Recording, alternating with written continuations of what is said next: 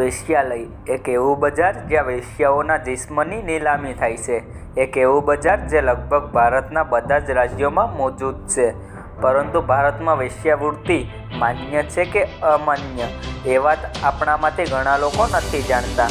જો વેશ્યાવૃત્તિ માન્ય છે તો દરરોજ સમાચારમાં કેમ આવે છે, અને જો અમાન્ય છે તો આટલા બધા બજાર ધોમધકાર કેમ ચાલે છે?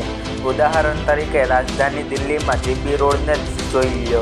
આ વિડીયોમાં હું તમને આ પ્રશ્નોના જવાબ આપીશ, પરંતુ વિડીયો આગળ વધારીએ એ પહેલાં મારી ચેનલને સબસ્ક્રાઈબ જરૂર કરજો.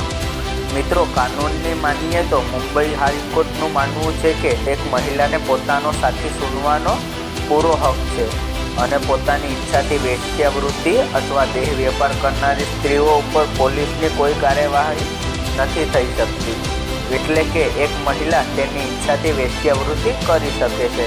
તો હવે સવાલ એ છે કે સેક્સ રિપોર્ટમાં દરરોજ ધરપકડ શું કામ થાય છે? તો એના થોડાક કારણ પણ છે.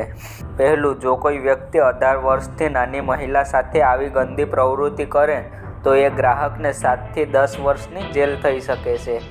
તમને જાણીને આશ્ચર્ય થશે કે ભારતમાં 3 લાખથી વધુ એવી સેક્સ વર્કર છે જે 18 વર્ષથી નાની છે, જે ખરેખર ચોંકાવી દે છે. બીજું, જો કોઈ દલાલી પોતાની વેશ્યાલયમાં જબરદસ્તી વેશ્યા બનાવીને રાખે તો એને ઓછામાં ઓછી 7 વર્ષની જેલ થશે. ત્રીજું, જો કોઈ વ્યક્તિ લાંબા સમયથી કોઈ વેશ્યા સાથે સંબંધમાં છે તો એને દલાલની શ્રેણીમાં એવું માનવામાં આવે છે કે એ દલાલ વેશ્યાના પૈસા માટે નિર્ભર રહે છે, અને જો એ ખુદને નિર્દોષ સાબિત ના કરી શક્યો તો એને 2 થી 4 વર્ષની સજા થશે. ચોથું, જો કોઈ વેશ્યા તેની સેવાઓ માટે સરકારી સ્થળો ઉપર પોસ્ટર લગાડવે તો આ ગેરકાનૂની છે. એના માટે 6 મહિનાની જેલ થશે. તમે પબ્લિક ટોયલેટ ઉપર આવા પોસ્ટર જોયા જ હશે. પાંચમું, જો કોઈ વેશ્યા સાર્વજનિક સ્થળના 200 મીટરની નજીક આવું કામ કરે તો તે વેશ્યા અને ગ્રાહક બંનેને સજા થઈ શકે. છઠ્ઠું, કોઈપણ હોટેલ, રેસ્ટોરન્ટ અને મસાજ સેન્ટર પર વેશ્યાવૃત્તિ ગેરકાનૂની છે. આવું કરવાથી દુકાનને હંમેશા માટે બંધ કરી દેવામાં આવે છે. તમે ઘણીવાર આવા સમાચારો જોયા જ હશે.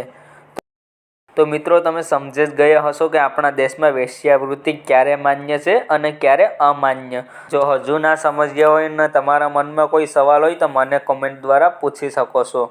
અને આવા જ વિડીયો જોવા માટે મારી ચેનલને સબસ્ક્રાઈબ કરવાનું ના ભૂલતા, કારણ કે હું અહીં આવા જ વિડીયો લાવતો રહું છું. ધન્યવાદ.